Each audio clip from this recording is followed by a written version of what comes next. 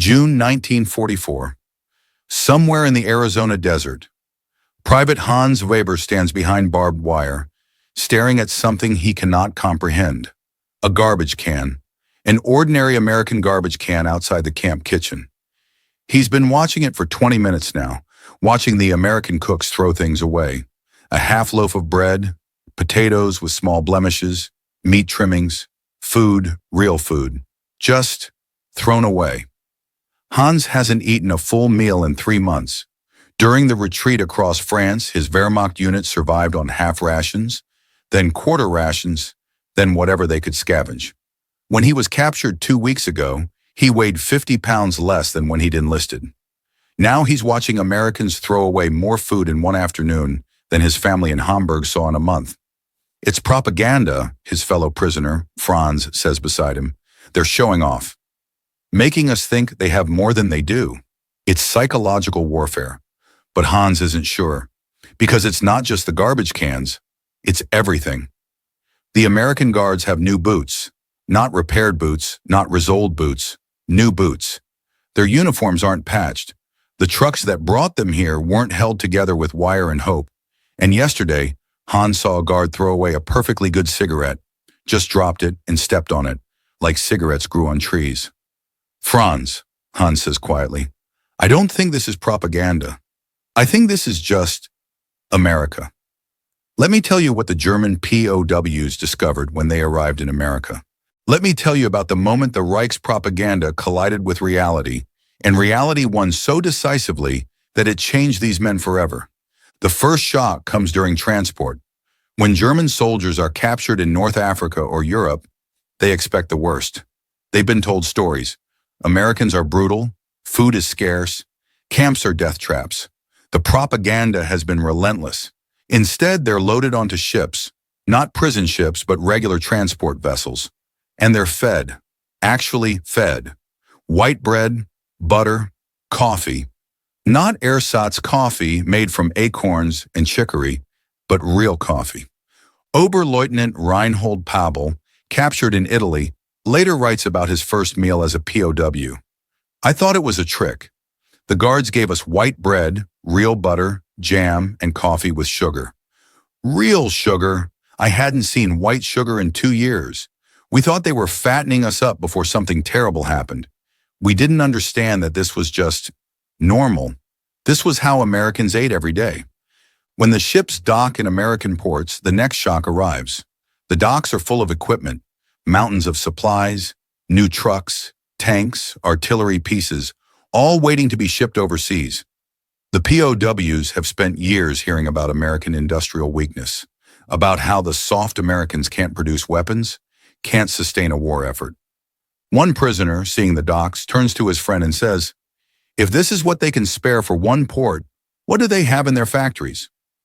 But the real revelation comes when they're loaded onto trains for transport to camps in the interior. The trains are clean. That's the first thing they notice. Not cattle cars, not freight cars with straw on the floor, passenger cars. Some prisoners of war are transported in the same trains that carry American civilians. As the trains move across America, the prisoners crowd the windows. They stare. They can't help themselves. Franz Grob, captured at Normandy, describes it in his memoir. We traveled for 3 days across America. 3 days. And everywhere we looked, farms, towns, cities, and everything was untouched. No bomb craters, no burned buildings, no rubble. It was like war didn't exist. They see farms with machinery, tractors sitting in fields, not one tractor carefully shared between 10 farms, but individual tractors. Some farms have 2 or 3. They see small towns with paved streets, cars parked on those streets, not a few cars, dozens of cars. Regular people, farmers and shopkeepers, owning cars. In Germany, cars are luxuries for the wealthy. Here, they're parked casually in front of ordinary homes. They see factories. Huge complexes with smoke rising from multiple stacks, all running, all producing. And these are just the factories visible from the train. There are no bomb damages, no destroyed production facilities. Everything is intact, humming, and productive. One prisoner writes in his diary, I begin to understand why we are losing the war. America is not even trying yet. This is not a nation at war. This is a nation that happens to be fighting a war somewhere far away. The trains stop at small town stations for water and coal. Local Americans come to stare at the German prisoners. The POWs stare back. They're looking at the Americans' clothing. New shoes, women in dresses that aren't patched, children who look healthy, well-fed, round-faced. An elderly German sergeant, a veteran of World War I, watches a group of American teenagers laughing at a train station. The boys are wearing leather jackets. The girls have silk stockings. He turns to his companion and says, "We cannot win this war. Look at them. They think this is normal." The prison camps are the final revelation. The POWs arrive expecting brutality, deprivation, punishment. They've been told stories about American camps, about torture and starvation. Instead, they find Camp Hearn in Texas, Camp Como in Mississippi, Camp Shanks in New York, over 400 camps across America, housing over 370,000 German prisoners.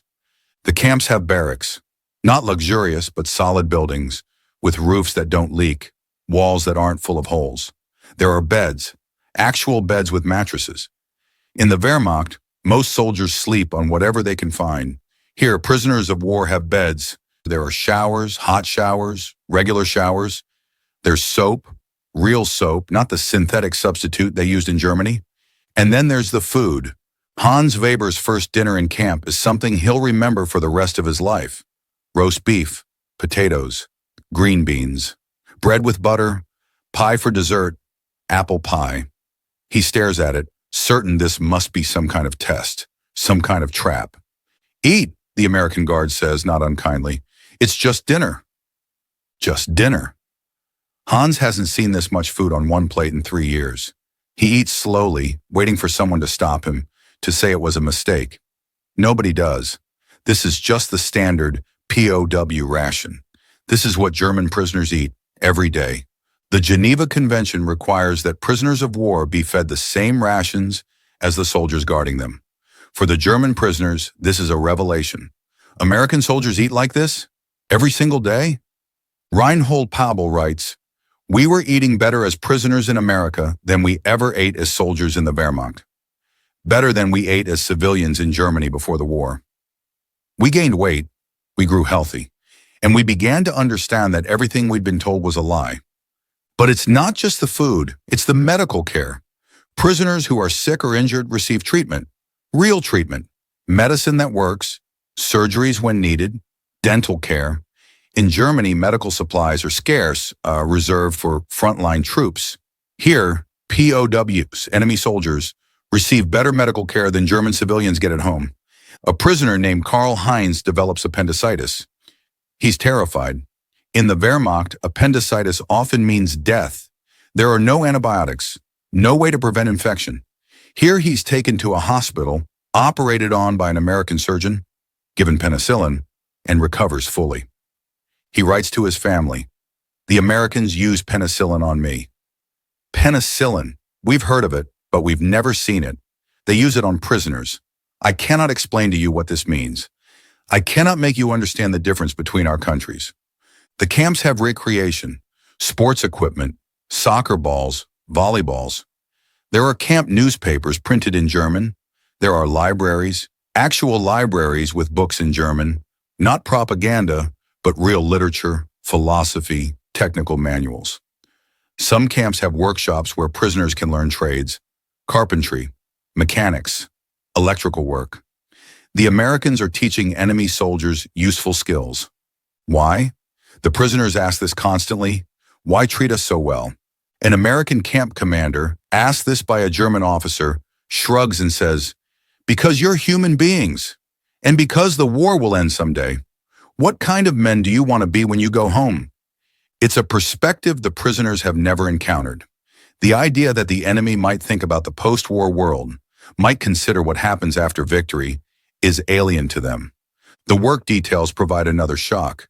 Under the Geneva Convention, POWs can be assigned non-military labor. German prisoners are sent to farms, to canneries, to lumber camps. They work alongside American civilians, and they see how Americans live. Franz Weber is assigned to a farm in Nebraska. The farmer, a man named John Morrison, has 200 acres. He has a tractor, a truck, a car.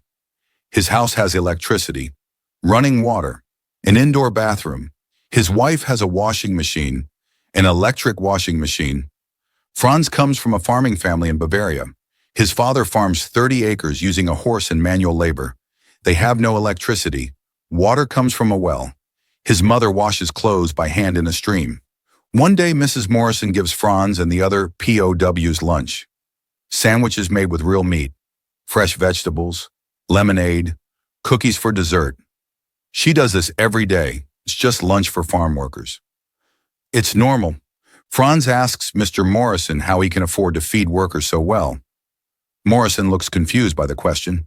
It's just lunch, he says. That's what you give people who work for you. That night, Franz writes in his diary, I have seen the future, or perhaps I have seen what the present could have been if we had chosen differently. America is not wealthy because of resources or geography. America is wealthy because they believe different things. They believe there is enough for everyone. Not all the discoveries are material. Some are ideological. The POWs notice that the guards aren't all the same. There are white guards, black guards, guards with German names, Italian names, Polish names. The prisoners are fascinated and sometimes confused by this diversity. One prisoner, a committed Nazi, confronts an American guard named Schmidt, clearly of German ancestry. Why do you fight against your own people? He demands. Schmidt replies simply, You're not my people. Americans are my people. I'm American.